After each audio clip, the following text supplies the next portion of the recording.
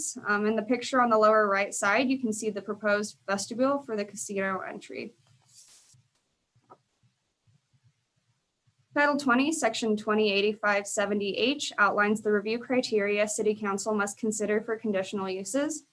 The first is whether the proposed use complies with all applicable standards of the Title 20 zoning ordinance.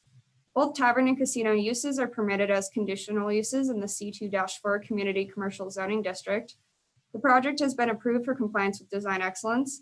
Compliance with all applicable sections of the Title 20 zoning ordinance will be confirmed prior to building permit approval if City Council imposes condition of approval number 1. The second review criteria is whether the proposed use is in the interest of public convenience and will not have a significant adverse impact on the general welfare of the neighborhood or community. Adverse impacts on the general welfare of the neighborhood or community are not anticipated. The tavern and casino uses in this location are in the interest of public convenience by providing more services adjacent to a major arterial street. The tavern and casino are located in a commercial business area that includes similar uses. There are no abutting residential uses. Motorized and non-motorized transportation options are available to serve the property. The new proposed pedestrian path will make accessing the building safer and more convenient for pedestrians. The property is in an area that is already served by city police and city fire. City Council must consider whether the proposed use is compatible with the character of the surrounding area in terms of site planning, building scale, and project design. The existing building and parking lot will remain. The facade improvements were approved for design excellence and will be compatible with the character of the surrounding area in terms of building scale and project design. The site will be improved by a new pedestrian route from the public sidewalk to the main entry, an expanded plaza area, and revitalized landscaping. The fourth criteria to consider is whether the proposed use has operating characteristics that are compatible with the surrounding area in terms of hours of operation, outdoor lighting, noise, and traffic generation. The hours of operation for the tavern and casino uses are 8 a.m. to 2 a.m. There are gas stations in 2 other casinos near the intersection of Mullen and North Reserve Street, which stay open late. No new site lighting was proposed at the time of design excellence review. The existing parking lot lighting will remain. The project will not increase the amount of outdoor lighting. If new site or building lighting is installed, it must be reviewed by Development Services as a condition of the design excellence approval and must meet the Missoula Outdoor Lighting Ordinance. Noise generated by the use will be required to conform with the regulations for a commercial zone as established in the Missoula Municipal Code, Chapter 93040. The parking requirement for the project will not increase from the previous restaurant use, and the project will not generate additional traffic. And City Council must determine that the proposed use will not have a significant adverse impact on traffic, safety, or comfort, including all modes of transportation. Again, the parking requirement for the project will not increase from the previous use, so the project will not generate additional traffic. North Reserve Street, adjacent to the subject property, has existing pedestrian, bicycle, and vehicular infrastructure. A new pedestrian route from the public sidewalk to the main entry will be installed to increase pedestrian safety. The route will be ADA accessible. Short-term and long-term bike racks will be installed in compliance with Title 20. Staff recommends one condition of approval. The tavern and casino conditional uses at 2275 North Reserve Street shall comply with all applicable portions of Title 20 and design excellence approval. Plans submitted at the time of building permit application shall substantially conform with the plans submitted at the time of conditional use review, subject to the review and approval of Development Services prior to building permit approval. And staff recommends approval of the tavern and casino conditional use request located at 2275 North Reserve Street in accordance with Missoula City zoning ordinance based on the findings of fact in the staff report and subject to the condition of approval. Thank you. Thank you, Mr. Pard. Is there anyone from the development team who would like to present? I see a hand go up. I can't see your name, unfortunately, and you're still muted. It's identifying like a desktop computer. There you go. Hi there. My name is Jeff Mathis. Can everybody hear me? We can, thanks. Yeah, I'm the architect with JCM Architecture representing Club Properties, Bob Powell and Nick Alonso. And I appreciate your time tonight. Cassie has done a great job in describing the project, and I feel that basically the plans and the three-dimensional elevations and the building kind of articulate what we're trying to do, but I'd be glad to answer any questions or any comments you might have about the project at all. So. Great, thank you. I'll keep you on here in case there's questions from council. Are there any questions from council members before I open the public hearing for public comment? Okay, not seeing any.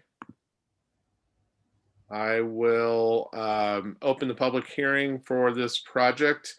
If you'd like to provide public comment, go ahead and press the raise hand feature or *9 if you're calling in. And I'll just give that a moment.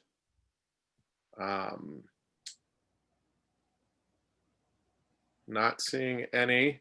So I'm going to go ahead and disable talking here.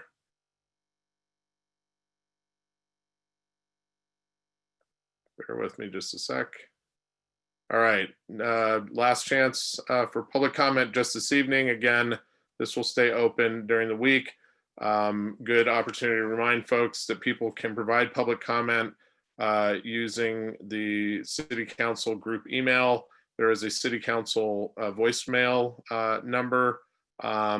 And again, public hearing will continue and then close next week when council will take final action unless someone returns it to committee. Not seeing any raised hands. We will conclude that section. And we will move to I believe we have 4 items under final consideration. The first is a resolution amending the engineering fee schedule to remove the stormwater pollution prevention program and erosion control permits and to establish the stormwater permit. I don't believe there's any update that I'm aware of from staff. We got a presentation on this last week, and I am guessing that this lives in Public Works. So I would take a motion from Ms. Becerra. Thank you. I recommend that City Council adopt a resolution amending the engineering fee schedule to remove the stormwater pollution prevention program and erosion control permits and establish a stormwater permit and dry well approval. Thank you. That motion is in order.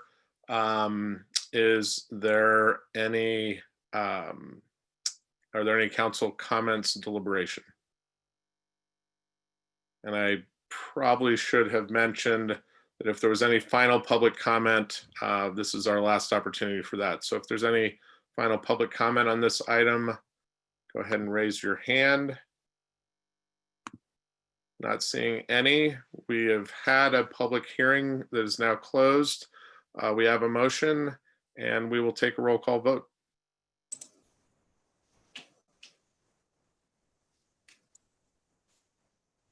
Thank you. And we'll start this round of roll call with Becerra.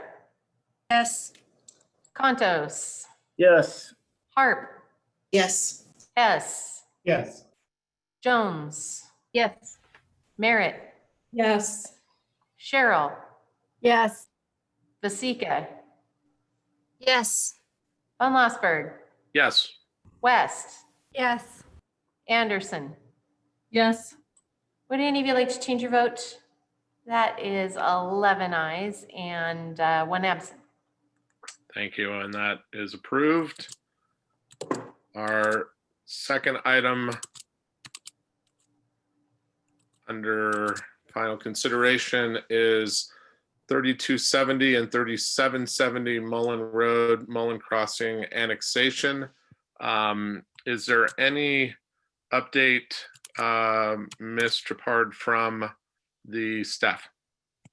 No updates, but I did notice that on the agenda, the motion wasn't what I had recommended at the last hearing, which was to approve as amended by City Council. And I can share that motion too on the screen if people want to review it one more time. Great. When we get to that, which will be shortly here, I'll ask Mr. Hess if he would like that language up on the screen. So I want to continue the public hearing on this item. Is there any additional public comment on this before we close the public hearing and do deliberations? So again, you can raise your hand as a participant, and if you're on the phone, you can do *9. Not seeing any additional public comment, I will close the public hearing. And Mr. Hess, would you like that language on the screen, or do you have it? I have it in front of me, but if it's helpful for others to see it, that's fine to put it up as well. I'll defer to you. Mr. Pard, why don't we go ahead and put that up? Can you share your screen with that? Go. I could go into this, I suppose. Oh, I went too far. You can see it though. Perfect, thank you. Mr. S. Okay. So I move we adopt a resolution to annex and incorporate within the boundaries of the city of Missoula 2 certain parcels of land described as Tract 1 of Halling Farm and a tract of land described as Book 128 of Micro Records at page 461 and shown on Exhibit A, located in Section 18, Township 13 North, Range 19 West, Principal Meridian, Montana, and zone the property C1-3 Neighborhood Commercial, based on the findings of fact in the staff report, subject to the recommended conditions of annexation approval as amended by City Council on September 14th, 2020. And I'd speak to the motion briefly. Go ahead. This is an annexation that is within our strategic framework for annexing properties. It is within annexation area A, which is a priority for annexation. This also helps achieve connectivity that is important between Clark Fork Lane and the road whose name I'm blanking on right now to the north. But it's important strategic connectivity in an area that has a lot of large super blocks, and it's within our priority annexation area, so I'm supportive. Thank you. And that motion is in order. Additional comments, deliberations? Going once. All right, seeing none, we've had a public hearing. We have a motion. We will take a roll call vote. Alrighty, on that motion to approve the resolution to annex. Contos, Yes. Harp, Yes. Hess, Yes. Jones, Yes. Merritt, Yes. Cheryl, Yes. Masika, Yes. Von Lossberg, Yes. West, Yes. Anderson, Yes. and Becerra. Yes. Would any of you like to change your vote? That is 11 ayes. Thank you. That is approved. Moving on to our third item. This is a rezone of property located at 601 West Broadway. Ms. McCafferty, is there any new information or update from staff? Yes, I'm going to share my screen. Okay. Can you see that? Yes, not, there we go. Yes. Just for some clarity, the developer proposed some tweaking of the language, and the staff is also okay with this. It's the second part of the recommended motion, changing the language to the development agreement shall include construction of the riverfront triangle along the north shore of the Clark Fork River from east to west, connecting to West Broadway on the west end. And this is where the changes to the easterly property boundary of the 601 West Broadway property to the east without interruption or detour. And then the rest of the language is the same. All right, thank you. So this continues to be open right now. If there's any public comment, folks in attendance, please go ahead and raise your hand. Again, *9 if you're on the phone. We, as with the other items, heard this last week. and are closing the public hearing this evening. Not seeing anyone wishing to provide comment, I will close the public hearing. Are there any questions from council members before I go to Mr. Hess? Seeing none, Mr. Hess. Thanks. This amended motion makes the longest motion in recorded history a little bit longer. So I'll endeavor to read it without messing it up. I move that we approve the adoption of an ordinance to rezone property located at 601 West Broadway and legally described as lots A, B, 1, 2, 3, 4, 5, and the east half of lot 6 in block 51 and lots 48 and 49 in block 56 of the WJ McCormick edition in section 21, township 13 north, range 19 west, from special district SD Riverfront Triangle to subdistrict D to CBD 4 Central Business District, Design Excellence D Outer Core Design Excellence Downtown Overlay, subject to the applicant and city executing a development agreement and public non-motorized access easement filed with the county clerk and recorder prior to the effective date of the ordinance, which is 120 days from council approval. The development agreement and easement documents shall be reviewed by City Parks, Missoula Redevelopment Agency, and Development Services and approved by City Council. The development agreement shall include construction of the riverfront trail along the north shore of the Clark Fork River from east to west, connecting to West Broadway on the west end and to the easterly property boundary of the 601 West Broadway property to the east, without interruption or detour. The developer's responsibility for the cost of a minimum 10-foot wide asphalt trail with 1-foot shoulders on either side of the path. The City of Missoula's responsibility for the cost of upsizing the trail to a 14-foot wide trail. The City of Missoula's responsibility for repair, maintenance, and replacement of the trail once constructed, and a 20-foot wide public non-motorized access easement filed with the development agreement. Design of the riverfront trail and any variation from the standards, including easement width, surface of the trail, lighting, provision for trash receptacles and benches, shall be specific to the site and approved by City Parks and Recreation. And may I speak to this motion as well? Once more, though, in Latin before you do, please. The motion's in order. You may speak to it. Thanks. I, again, just want to state that this rezoning is compliant with our growth policy, making it a strategic rezone for that meets our planning goals. It's in the downtown area, which is exactly where we would like to see thoughtful density, and it also helps accomplish some of our goals by retaining the riverfront trail aspect of the former zoning district. So this has been before us for quite a while now, and we've heard all about the project, and I would encourage everyone to support it. Thanks. Thank you, Ms. Jones.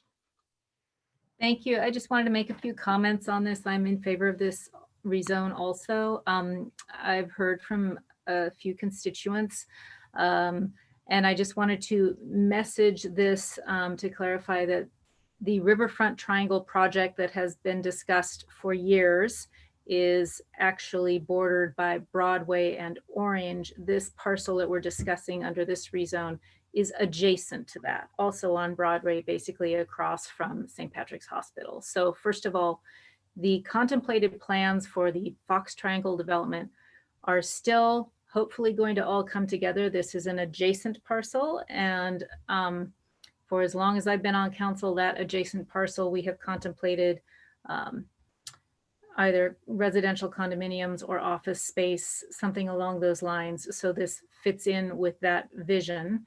It can go up quite a few stories, and I've heard from some people who are concerned that this creates canyons downtown. And I know that that's a topic that's been discussed over the years. But given how many people we have living in this valley now and how many more will be coming in the future decades, I am very much in favor of having, as Jordan said, thoughtful density downtown. So it's true, if you're standing in front of this building, you may not be able to see Mount Sentinel, but you can walk a few blocks and see Mount Sentinel. So I'm fine with having a few canyons and then it opens up. I think 40 years ago, people thought differently. Now we're going in this direction. Finally, I've also heard an opinion articulated that This is concerning to have such a high building in between Broadway and the river because people can't see the river then.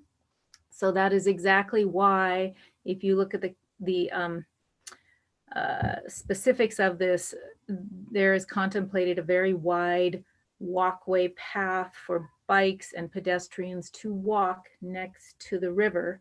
And we do have a lot of areas in our downtown corridor where you can be on the river, Karis Park, Silver Park, areas like that, Jacobs Island, where there's a lot of space next to the river. So I understand that. I just wanted to articulate why we're going about this the way we're going about it. And I'm very much in favor of it. Thank you. Thank you. Any other council comments on this item? And Ms. McCafferty, did Jordan get the motion correct? She is indicating he did. All right, not seeing any further comment from colleagues. We've had a public hearing. We have a motion on the floor. We will have a roll call vote.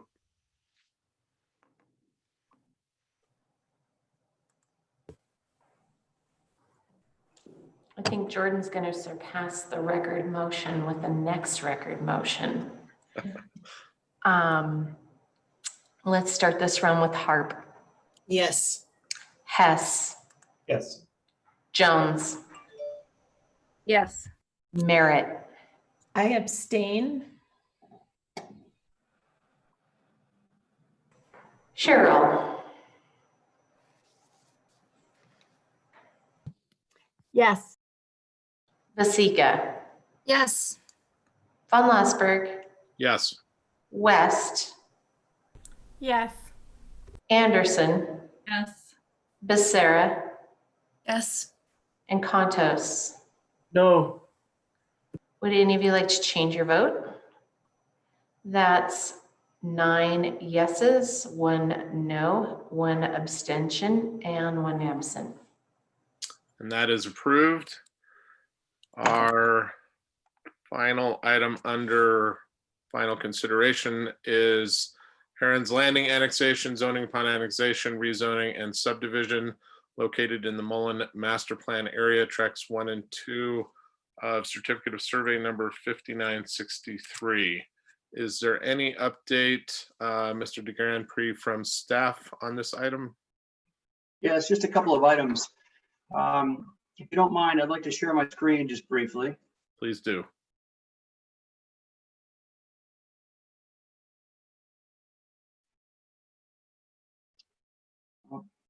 Try that again.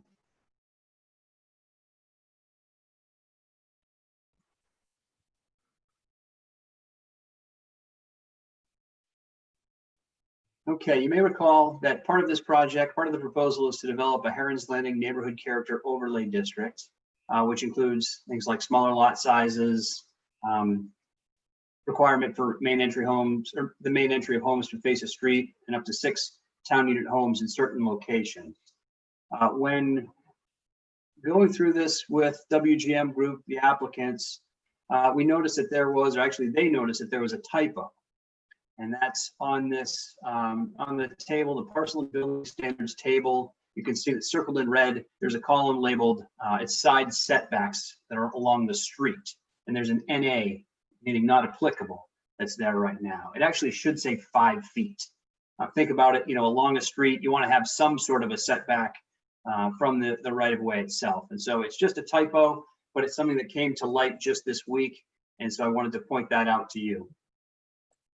And then otherwise, as we discussed a week ago, some conditions, we've been working with WGM Group and the developer, Teton Land Development Company, to kind of massage the conditions so that they would meet the city's interests as well as the interests of the developer in terms of timing. You'll recall this is a phased subdivision. Some issues are up in the air, like the timing of the build grants for George Elmer and that sort of thing. So the conditions of approval that are being recommended and that we've worked with the development services with the developer are dated September 11th of this year, 2020. And so in making a motion, the conditions of approval for annexation are recommended to be the same as for the subdivision. And so the only request I'd have of you is that in the motions, for annexation and the subdivision approval is to ensure that the motion includes conditions as amended by city council. And I can put that up on the screen if you'd like. Again, that's annexation and also subdivision with recommended conditions of approval as amended by city council. Thank you. Jordan, you all clear on that? Yeah, I'll just ask Dave to interrupt me if I miss something, please. Okay. So with that staff update, I didn't cut you off, Dave, did I? You're all finished? All set. Okay, thanks.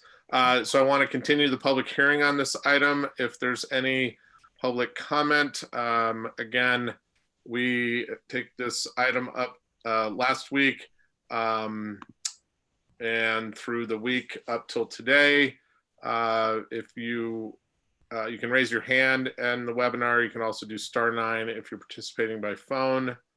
Not seeing anyone wishing to provide comment. Additional comment. I will close the public hearing. And Mr. Hess. Thanks. And a question for Ms. Rabine. Can we take all three motions at once, or do you need them separately?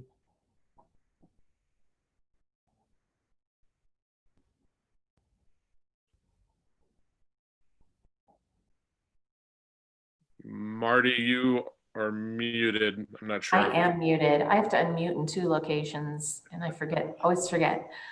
So I have them set up as separate motions, but I can manage if you want to make them all 3 at the same time. Okay. Mr. Van Allsburg, is that okay with you? That is fine to make them together if Marty can handle that. And it sounds like she can. Okay, so I move we adopt a resolution to annex and incorporate within the boundaries of the city of Missoula, Montana, a certain parcel of land described as tracts 1 and 2 of certificate of survey number 5963 in the southeast quarter of section 12 and the north half of section 13, township 13 north, range 19 west, principal meridian, Montana, and zone the property RT 5.4 residential in the city based on the findings of fact in the staff report, subject to the recommended conditions of annexation approval and as amended by city council. Second, that on second and final reading, we adopt an ordinance to establish the Herons Landing Neighborhood Character Overlay District and to rezone the subject property from RT 5.4 residential to RT 5.4 residential with a Herons Landing Neighborhood Character Overlay District based on the findings of fact in the staff report. Third, that we approve 8 variances in the subdivision. Variance number 1, approve the variance request from section 3-020 table 2A, allowing George Elmer Drive improvements to be made within the existing 80-foot right-of-way instead of a 90-foot right-of-way. Variance 2, to approve the variance request from section 3-020 table 2A, allowing Chuck Wagon Drive improvements to be made within the existing 80-foot right-of-way instead of a 90-foot right-of-way.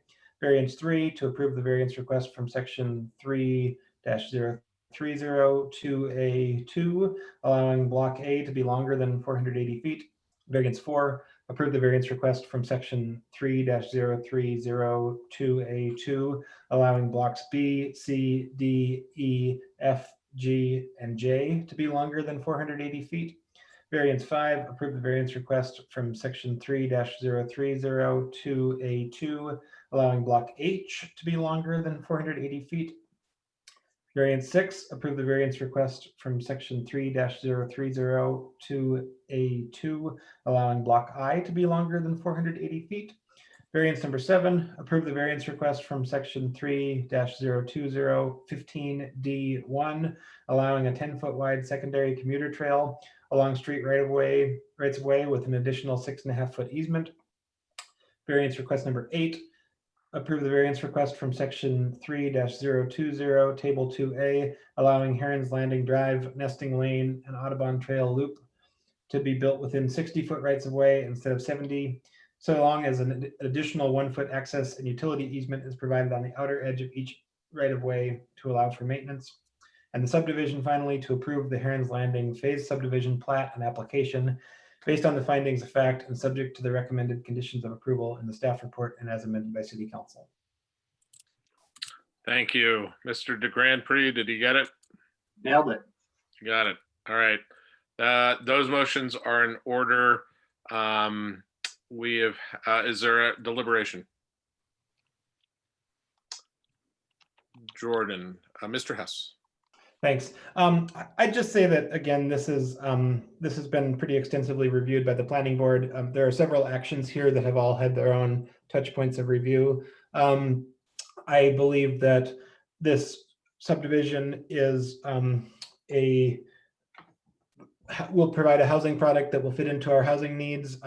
It is lower density than a lot of what is contemplated in the Mullen Area Master Plan and the build grant area. That is just how we're going to see things develop, is that we're going to, we will, this came in, this has been in the works for years, and it came in before our master planning efforts. And so I think it's certainly appropriate to approve this and to continue to reach toward the objectives of the planning of the Mullen Area Master Plan as we move forward in the future. And all of that to say that this will be a nice subdivision that will fit in well south of 44 Ranch and will certainly complement anything else that is built after the adoption of the master plan. Thank you. Ms. West. Hey, apologies for the piano going in the background. I just wanted to draw the attention to a comment that was submitted by email by Bob Oakes, and he seems to, or maybe there seem to be some technical difficulties to call into the meeting. I'm not sure, but just wanted to make sure that that gets added to the public record, and that it will also be available on the NMCDC website. So thanks. Thanks, Ms. West. And I just for people, we did have other callers call in, so I'm not sure if there was any difficulty, but just wanted to note that. But thanks for noting that, Mr. Oak's comment. Ms. Becerra. Thank you. I just wanted to point out that the proposed overlay for this subdivision, I believe, provides specificity, but it also allows for some flexibility to the developer. And I guess I will use this as my request that amount of flexibility gets also used for the benefit of the neighborhood. I am sure that as the project evolves and develops, some concerns and some issues will arise. And I hope that that flexibility allowed by that overlay gets used to also address some of those concerns. Thank you. Thank you. Ms. Harp. Brian, sorry to interrupt, but did we have anybody else that needed to put in some comments, or did I miss that? Any public? Yes. No, I took, unless I'm mistaken, did I not take public comment? I'm not sure. I just wanted. In the interest of being safe, it is very possible I screwed up. If anyone in the audience would like to comment, I apologize if I jumped the gun on that. It is open still until this evening and until we take final action. Not seeing anybody raising their hand or doing *9 on the phone, but thank you for bringing that up, Heather. I think you are correct. I failed to do that, so thanks. No worries. I just wanted to make sure we had the sequence right before I make comments in support of this particular project. Land use planning is a complicated deal, and especially when it comes down to really creating good land use. What we saw in this particular application was people who really wanted to do a good project, and we realized that we here in Missoula don't always have the finances personally to be able to finance such a big project, and so sometimes it requires outside firms coming in to do some of that heavy lifting for us. I know a lot of Missoulians sometimes get upset about that idea, but at the end of the day, we need more housing. And so sometimes we just have to be able to work with others. The developers have a really good vision. I really appreciate the focus on trying to drive this housing towards the missing middle and really create a variety of housing types so that as you drive or walk or bike down these curved streets, it's not going to be the same everywhere you turn. And I think that is just huge, and it creates the kind of character and the kind of place that we all really truly value. And I think my only regret in this project, as with every other project that we have, is that we don't have any inclusionary zoning that really can guarantee that we have permanently affordable housing. That's a problem.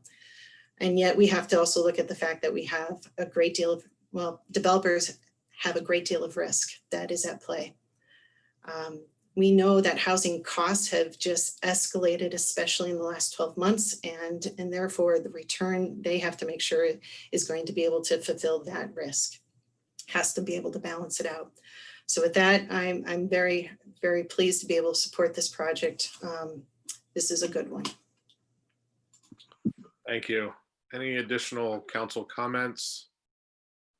All right, seeing none, we have concluded a public hearing. We have a few motions in order, and we will have a roll call vote.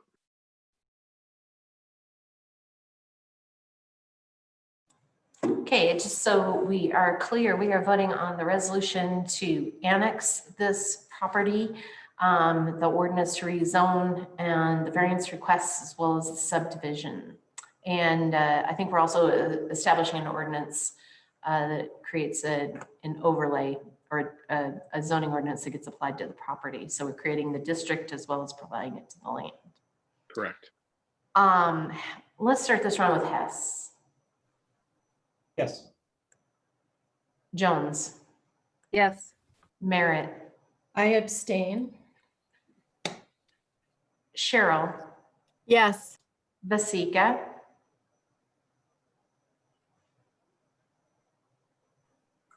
Vasika. I think I lip read yes. Did I do that right, Sandy? Yes. Okay. Von Lossberg. Yes. West. Yes. Anderson. Yes. Becerra. Yes. Contos. Yes. And Harp. Yes. Would any of you like to change your vote? That is 10 ayes, 1 abstention, and 1 absent. And that is approved. Thank you. We will move on to communications from the mayor. In his absence, I will take that slot. I want to pay simply my respects to the late Justice Ginsburg.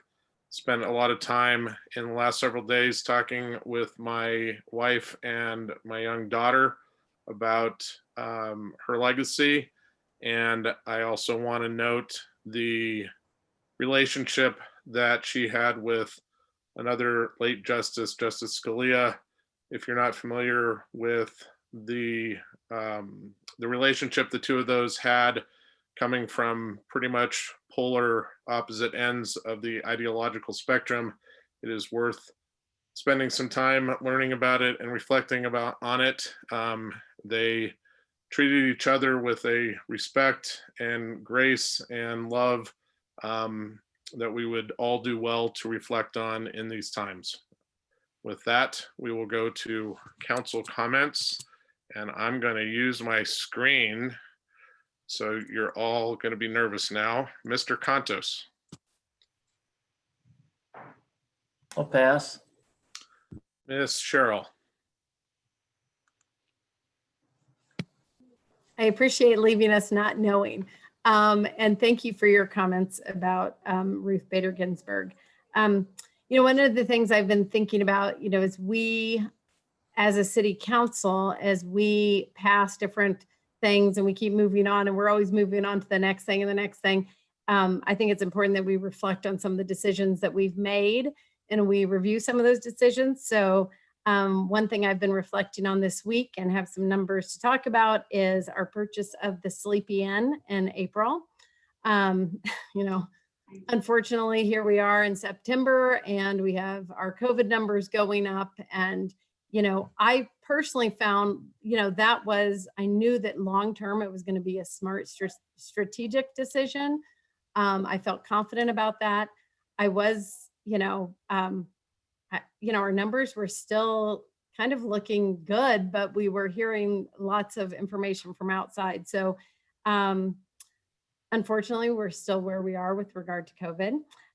So we bought the Sleepy Inn in April as a non-congregate shelter, just as a reminder, amidst a lot of concern around it, a lot of discussion about the price. So far we have had around 100 people in non-congregate shelter.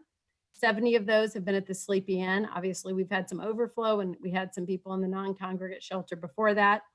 The rent, just if you look at it purely on a financial basis, not taking into account that we are making an effort to and making headway in containing the spread of this virus. But the rent was $1,666 per day. And so our rent through September is approximately $260,000. Sorry, my phone's going off. Again, most of this has either been paid or is anticipated to be paid through FEMA and state reimbursement.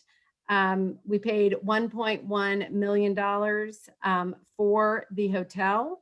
And right now, if you take away the rent that we've received just so far, and we know that, unfortunately, we're not done with the need for this non-congregate shelter. But so far, if you minus the rent, we've paid $840,000 for that hotel. And I am hoping this is not right, but if we continue to need that and we continue to be successful again getting reimbursed, that we will still be getting rent, even if we're not getting reimbursed from FEMA. In 16 more months, we will have a free hotel that we can redevelop in whatever way we see fit. This has been a great investment already. If you just look at it from an investment standpoint, it has helped to control the virus. It will let us control that piece of property, and it will allow us to, build affordable housing at some point, which we know that the community desperately needs. So I think it's important as we make these big decisions, and some of them, they are weighty decisions for every single person, whether they vote yes or no. For every single person, I believe, that is sitting on city council, we thought and struggled about it, and made sure that we were confident in that decision, and whichever way we voted. So I just think it's important to reflect on what that investment has ended up being. And I, for one, am just really pleased that we are able to aid in controlling this virus and that we made a good, sound financial decision. So I just wanted to reflect on that this evening. Thank you. Ms. Jones. I'll pass. Thank you. Mr. Hess. Yes, thanks. Ms. West. So during this meeting, I was joined not by one, but two cats in my house, and I don't have any. So I just wanted to share that with everyone. Thanks. Ms. Becerra. Thank you. If you are a postal customer in the United States of America, you see this. It has some voter information on there. However, it's not Montana specific. So I talked to the elections office today, which you can too. Their phone number is 258-4751. The main thing that I was concerned about was it says to request your mail-in ballot at least 15 days before election day. So that is kind of incorrect. If you are an active voter, that means that you voted in the last election, then you will receive your ballot in the mail. To check your voter status, please go to myvoterpagemt.com and make sure that you do have your correct mailing address, and to see if you are an inactive or an active voter. If you still need to register to vote, you can still do that online at before October 26th. After that, you will probably have to do that in person at the elections office. That is on the corner of Wyoming Street and Russell. I didn't ask if they're open to in-person or appointment only. So just give them a call to find out if you have any questions. Their phone number again is 258-4751. Have any other questions that you can look online, you can go to MissoulaVotes.com or to check your status at myvoterpagemt.com. Thanks. Thanks. Ms. Becerra, did I get you or sorry. No, you haven't. I wanted to thank you for your comments, Brian. I think they resonate with me as well. And I think that we can honor our late justice / superhero / advocate by voting. So this is my plug for everyone to please vote. Thanks. Ms. Anderson.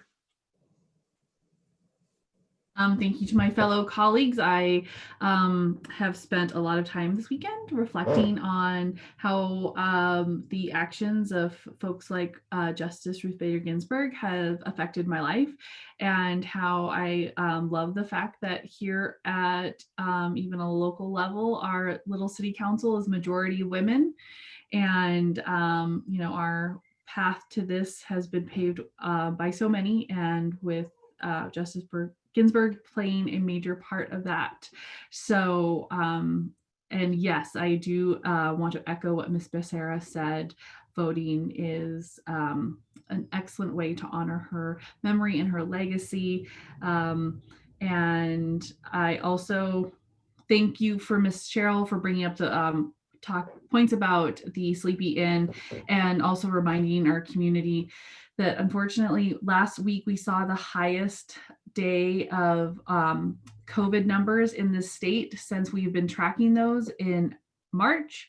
So everybody, this is hard and it's going on and dragging on, but we really have to continue to be vigilant. And we're, you know, going into the fall, and we're going to go into holiday season, and there are way too many families in not only Montana, but across the country who will be missing a loved one as they celebrate their various holidays this fall and into winter. And so that no one else has that continued heartache, we need to be doing everything we can, wearing your masks, staying home when you can, socially distance when you have to go out, limiting the times you have to go out. So thank you to Marty and the staff for doing all of the work that they can so that we can continue to meet socially distanced, to keep ourselves and our families and the bubbles that we interact with safe.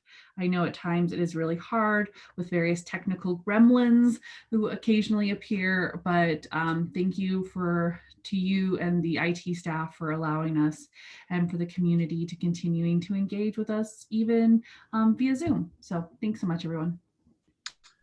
Thanks. Ms. Merritt. Hi. Yeah, thanks everyone for the comments about Justice Ginsburg. That has been on my mind a great deal as well. Her groundbreaking efforts have, like Ms. Anderson said, have paved the way for so many women. I want to speak briefly about another woman who is on the Missoula County staff. And I'm sure we were all so grateful to see the smoke lift and the clouds part and a little bit of blue sky yesterday and today. It was amazing. And I just want to give a shout out to Sarah Cofield at the Missoula City County Health Department for her consistent, lighthearted and humorous messages, helping us get through these smoky days, giving us good information, and also giving us always a little anecdote in there to laugh about. She may not know it, but she's famous on Facebook. So thanks, Sarah, for your diligent work. Yes, hear, hear. Ms. Hart. Thank you. First off, I want to say thank you to Heidi's kids who are practicing piano. We need more of that in this world, so thank you for a little diversion. Secondly, I would like to just give a little shout out to Linda McCarthy. Last week, we acknowledged her with Linda McCarthy Day, and I think that really needs to be underscored, how much work this woman has done, particularly for our community, in the business community downtown. We all know that the for-profit business is a really integral institution in our community. And without someone like Linda at the helm, with a vision that can continue to nudge and spur change along, we would not have the Missoula that we have today. So a really special thank you to Linda. And last but not least, I would be remiss without a rest in peace to the notorious RBG. Thank you. Thank you. That concludes comments from council. We have no items under committee reports, no items under new business. Are there any additional items to be referred? Seeing none. Any miscellaneous communications, petitions, reports, and announcements? Seeing none. Thank you for your service. Thank you to the members of the public and everyone else, staff, for attending this evening. We will be adjourned. Thanks, everyone.